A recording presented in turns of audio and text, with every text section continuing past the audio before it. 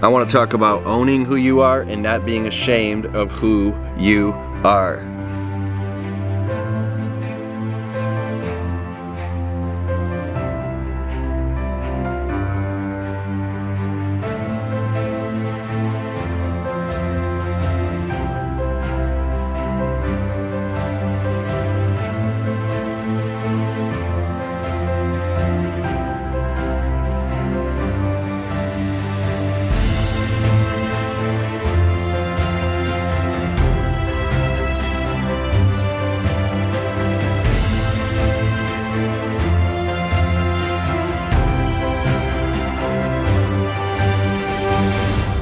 You know, if you grew up a certain way or you think that you should be somewhere where you're not, or you look at other people and compare yourself to other people and wish you were where they're at, and it makes you less of a person, it affects your identity where you're not a real man or a real woman because you haven't achieved X, Y, Z yet, then you're missing the point.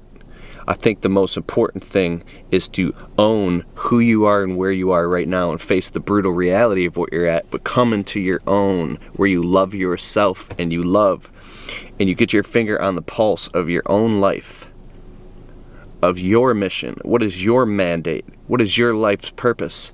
And the most exciting and beautiful thing that will well up the enthusiasm and the God within you that allows you to chase your dreams in a way that makes your moment by moment life fulfilling and exciting again,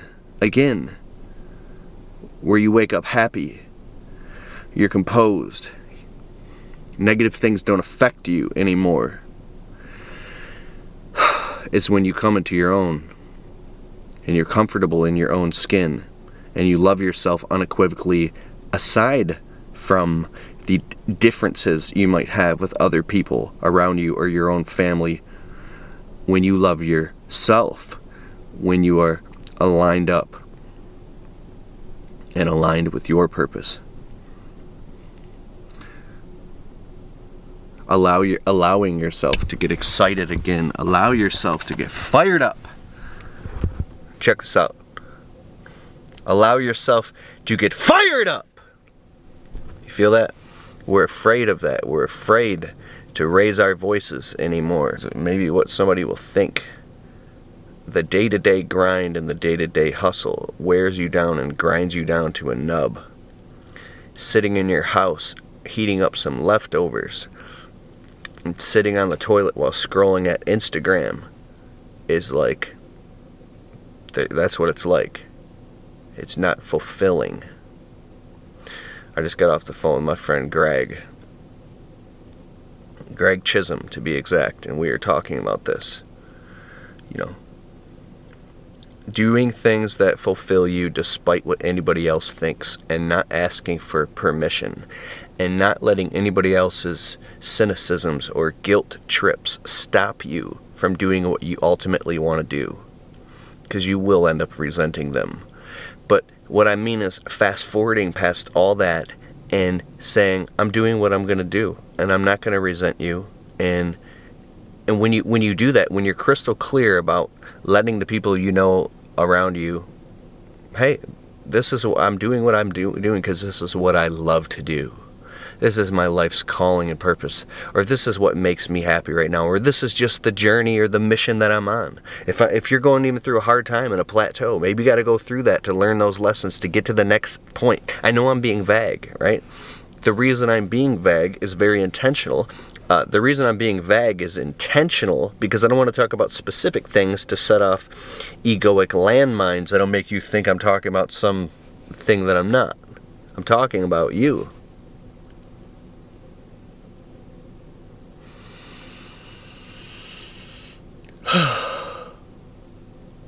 Fulfillment, happiness, and peace come when you come into your own. When you become present and in love with your own life. Your own life. Your life. I watched this video by Will Smith.